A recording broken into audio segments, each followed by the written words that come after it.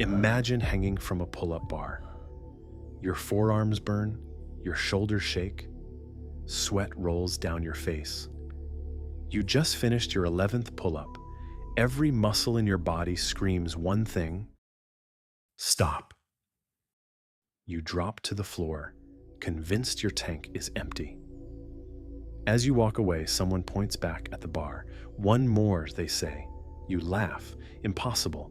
Your arms feel like wet noodles, but somehow you climb back up. Your grip slips.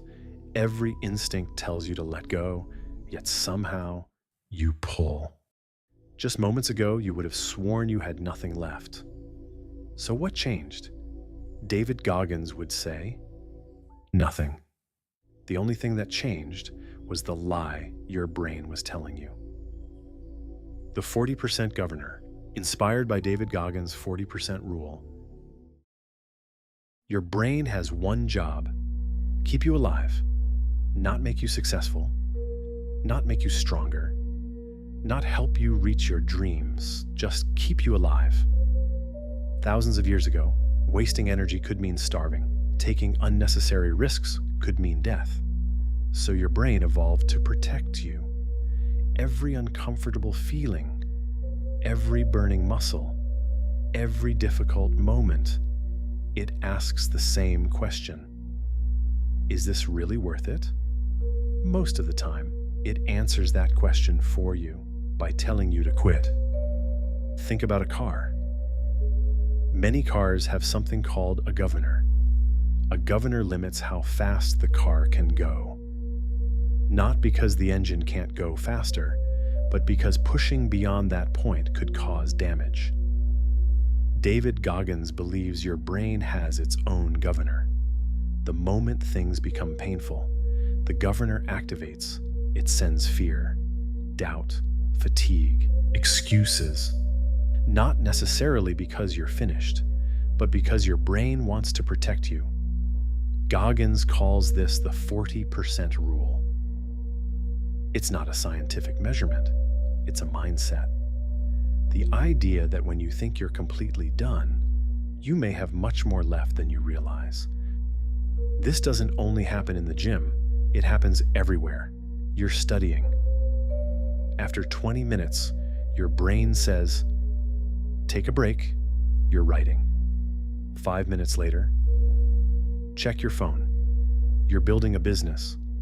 Maybe tomorrow, you're learning an instrument. This is too hard. You're trying to wake up early. Just 5 more minutes. The voice changes, but the message never does. It keeps telling you to quit. Here's the interesting part.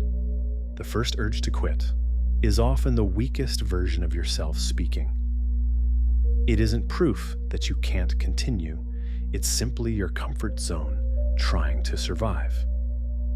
Every time you ignore that voice, you prove it wrong. One more page, one more rep, one more mile, one more conversation, one more attempt. None of these change your life by themselves, but together, they change who you become. Find one moment when your brain says, that's enough. Then ask yourself one question. Can I honestly do just one more? One more push-up, one more minute, one more paragraph, one more phone call, one more difficult decision, not because you enjoy suffering, but because every extra step teaches your brain something new, that its limit wasn't actually the limit. David Goggins didn't become mentally unbreakable in a single workout. He became that way because he challenged the voice that told him to stop. Again, and again, and again. Every time he did, that voice became a little quieter, and he became a little stronger. Your greatest obstacle isn't your body. It isn't your circumstances. It isn't your genetics. It's the invisible governor sitting inside your mind. And every single day, you get to decide whether you'll listen to it or prove it wrong. One more time. time